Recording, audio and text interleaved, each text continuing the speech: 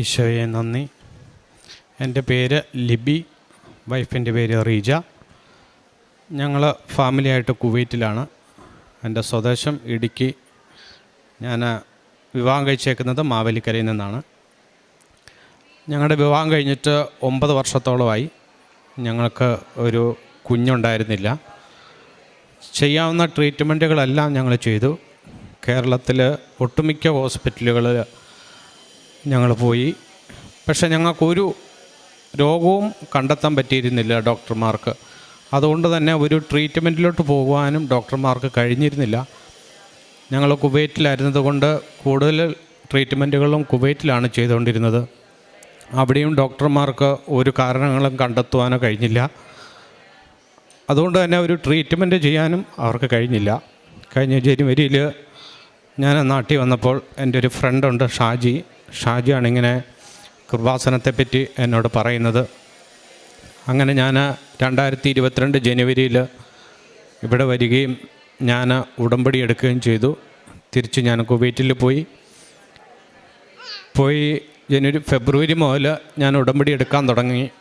മാർച്ചിൽ കൃപാസന മാതാവിൻ്റെ അനുഗ്രഹത്താൽ പ്രഗ്നൻ്റ് ആണെന്ന് അറിയാൻ കഴിഞ്ഞു. കഴിഞ്ഞ നവംബർ 20-ാം തീയതി ഞങ്ങൾക്ക് ഒരു കുഞ്ഞിനെ തന്നു. അതുകൊണ്ട് തന്നെ ആ കുഞ്ഞിന് ഞങ്ങൾ പേരിട്ടിരിക്കുന്നത് ലിയോറ സാറ ലിബി എന്നാണ്. അതിൻ്റെ അർത്ഥം ഗിഫ്റ്റ് ഓഫ് ഗോഡ്, അല്ലെങ്കിൽ ഗോഡ് ഈസ് മൈ ലൈറ്റ്, ദൈവം എൻ്റെ പ്രകാശമാകുന്നു, അല്ലെങ്കിൽ ദൈവത്തിൻ്റെ ദാനം എന്നുള്ളതാണ്. അതിലുപരി ഞങ്ങൾ പ്രഗ്നൻ്റ് ആയിരിക്കുന്ന സമയത്ത് അച്ഛൻ കുവൈറ്റ് വരാൻ ആ സമയം വന്നിരുന്നു. പക്ഷേ പേഴ്സണലി ഞങ്ങൾക്ക് കാണാൻ പറ്റിയില്ല. എന്നാലും അച്ഛൻ്റെ ധ്യാനം കൂടാൻ കഴിഞ്ഞു. എനിക്കൊരു റെസ്റ്റോറൻ്റാണ് അവിടെ ഉള്ളത്. അച്ഛനുള്ള ഫുഡുകളൊക്കെ അവിടെ നിന്ന് എനിക്ക് പ്രിപ്പയർ ചെയ്ത് കൊടുക്കാൻ കഴിഞ്ഞു. ഞാൻ ഇവിടുന്ന് തന്ന ഉടമ്പടി തൈലങ്ങളും എല്ലാം ഞങ്ങൾ അതേപടി ഉപയോഗിക്കുന്നുണ്ട്. ഇത് ഞങ്ങളുടെ വലിയൊരു സാക്ഷ്യമാണ്. ഇവിടെ കടന്നു വന്നിട്ടുള്ള എല്ലാവർക്കും ഈ ഒരു സാക്ഷ്യം പ്രചോദനമാവട്ടെ. വിശ്വാസത്തോടെ നിങ്ങൾ പ്രാർത്ഥിക്കുക. ദൈവത്തിന് കഴിയാത്തതൊന്നുമില്ല എന്നുള്ളത് വലിയൊരു സാക്ഷിയാണ്. ഞങ്ങൾ 3 പേരും ഞാൻ പ്രാർത്ഥിച്ചുകൊണ്ടിരുന്നതും ഞങ്ങൾ കുടുംബമായിട്ട് പ്രാർത്ഥിക്കുന്നതും അതായിരുന്നു. മറ്റുള്ളവർക്ക് ഒരു മാതൃകയാകുന്ന, ഒരു സാക്ഷിയാകുന്ന ഒരു കുടുംബം ആക്കണമേ എന്നാണ് ഞങ്ങൾ പ്രാർത്ഥിച്ചത്. അതുകൊണ്ട് തന്നെ ഞങ്ങൾക്ക് ഏതവസരം കിട്ടിയാലും ഞങ്ങൾ ഒരു സാക്ഷ്യം പറയാൻ ഞങ്ങൾക്കൊരവസരം കിട്ടിയാൽ ഞങ്ങളത് ഉപയോഗപ്പെടുത്താറുണ്ട്. അത് മറ്റുള്ളവർക്ക് ദൈവത്തോട്, ഈശോയോട് കൂടുതൽ അടുക്കുന്നതിന് വേണ്ടി ഏറ്റവും പ്രയോജനമായിരിക്കും. ഞങ്ങൾ ഇപ്പോൾ ലീവിന് വന്നതാണ്. മാമോദീസ കഴിഞ്ഞു. ഈ 16-ാം തീയതി ഞങ്ങൾ തിരിച്ചു പോകും.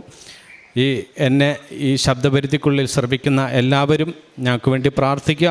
ഇവിടെ കടന്നു വന്നിട്ടുള്ള ഓരോരുത്തർക്ക് വേണ്ടിയും ഞങ്ങളും ഞങ്ങളുടെ കുടുംബ പ്രാർത്ഥനയിൽ ഞങ്ങൾ ഓർക്കുന്നതായിരിക്കും.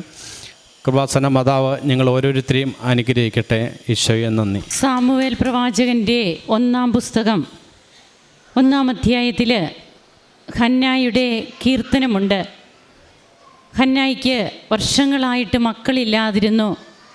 അപ്പോൾ അതിൻ്റേതായ ഒത്തിരി തിക്താനുഭവങ്ങളൊക്കെ ആ മകൾക്കുള്ളപ്പോൾ, ആ മകൾക്ക് ഒരു കുഞ്ഞിനെ ലഭിക്കുമ്പോൾ ആ ഹന്ന എങ്ങനെയാണ് ദൈവത്തെ സ്തുതിക്കുന്നത് എന്നുള്ളതാണ്.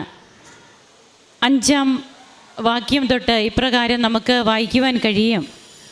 സുഭിക്ഷം അനുഭവിച്ചിരുന്നവർ ആഹാരത്തിനായി കൂലിപ്പണി ചെയ്യുന്നു. വിശപ്പ് അനുഭവിച്ചിരുന്നവർ സംതൃപ്തി അടയുന്നു. വന്ധ്യ 7 പ്രസവിക്കുന്നു. സന്താന സമ്പത്തുള്ളവൾ നിരാലംബയാകുന്നു. കുഞ്ഞുങ്ങളുടെ സാക്ഷ്യം അത് ഈ അൾത്താരയിൽ, പരിശുദ്ധ അമ്മ ജീവനോടെ പ്രത്യക്ഷപ്പെട്ട അൾത്താരയിൽ ഓരോ ദിവസവും അനുഭവ സാക്ഷ്യങ്ങൾ പറഞ്ഞുകൊണ്ടിരിക്കുമ്പോൾ കുഞ്ഞുങ്ങളില്ലാത്തവരുടെ സാക്ഷ്യം ഓരോ ദിവസവും തന്നെയുണ്ട്. എങ്ങനെ ഈ മക്കൾക്ക് 9 വർഷമായിട്ട് അവർക്ക് എന്തുകൊണ്ട് കുഞ്ഞുങ്ങളില്ലാതാകുന്നു എന്നുള്ള കാരണം പോലും കണ്ടുപിടിക്കാൻ പറ്റുന്നില്ല. ഇവരൊക്കെയാണ് ഹസ്ബൻഡും വൈഫും. ഡോക്ടേഴ്സിന് ട്രീറ്റ്മെൻറ്റ് എടുക്കാൻ പോലും പറ്റാത്ത അവസ്ഥ. അതായത് എന്താണ് ഇവർക്ക് പ്രോബ്ലം എന്ന് കാണുന്നില്ല. അപ്പോൾ എന്നാൽ കുഞ്ഞുങ്ങളെ ഒട്ടും ലഭിക്കുന്നുമില്ല. ഒരു പ്രാവശ്യം പോലും കൺസീവ് ആകുന്നില്ല. അപ്പോൾ ഈ ഒരു അവസ്ഥയിൽ തൻ്റെ ഫ്രണ്ട് പറഞ്ഞിട്ടാണ് ഇവിടെ വരുന്നതെന്ന് പറയുന്നു. എന്നാൽ നമ്മുടെ ജീവിതത്തിൽ നമ്മെ പലരും ഇങ്ങോട്ട് പറഞ്ഞു വിടും എന്ന് നാം പറയുമ്പോഴും അതൊക്കെ ആത്യന്തികമായിട്ട് കർത്താവ് ഇടപെടുന്നതാണ്.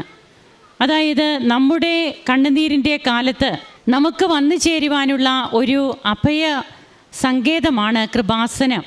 അപ്പോഴിവിടെ ഈ മക്കൾ വന്നു ചേരുകയും ഉടമ്പടി എടുത്തു, ഉടമ്പടി നേർച്ച വസ്തുക്കൾ ഉപയോഗിക്കുന്നു.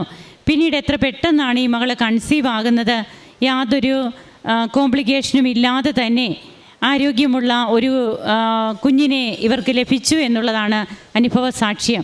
അപ്പോൾ തങ്ങൾക്ക് എവിടെയെല്ലാം ചാൻസ് കിട്ടുന്നോ അവിടെയെല്ലാം തങ്ങൾക്ക് കുഞ്ഞില്ലാതെ കൃപാസനത്തിൽ വന്ന് പ്രാർത്ഥിച്ച് ഞങ്ങൾക്ക് കുഞ്ഞിനെ ലഭിച്ചു എന്ന് ഞങ്ങൾ പറയാറുണ്ട്. അതൊക്കെ തന്നെയാണ് ഇവരെ സംബന്ധിച്ച് ഇവർ ചെയ്യുന്ന പ്രേക്ഷിത പ്രവർത്തനം.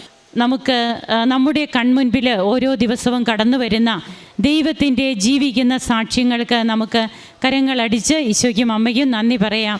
യേശുവേ നന്ദി, യേശുവേ സ്തുതി, യേശുവേ ആരാധന. അത്യപൂർവ ദൈവാനുഭവങ്ങൾ ഇനി നിങ്ങൾക്കും സ്വന്തം. ഈ യൂട്യൂബ് ചാനൽ ഇതുവരെ സബ്സ്ക്രൈബ് ചെയ്തിട്ടില്ലെങ്കിൽ ഇപ്പോൾ തന്നെ സബ്സ്ക്രൈബ് ചെയ്യുക. ഈ വീഡിയോ ഇപ്പോൾ തന്നെ നിങ്ങളുടെ സുഹൃത്തുക്കൾക്ക് ഷെയർ ചെയ്തുകൊണ്ട് കർത്താവിൻ്റെ പ്രേക്ഷിതരാകുക.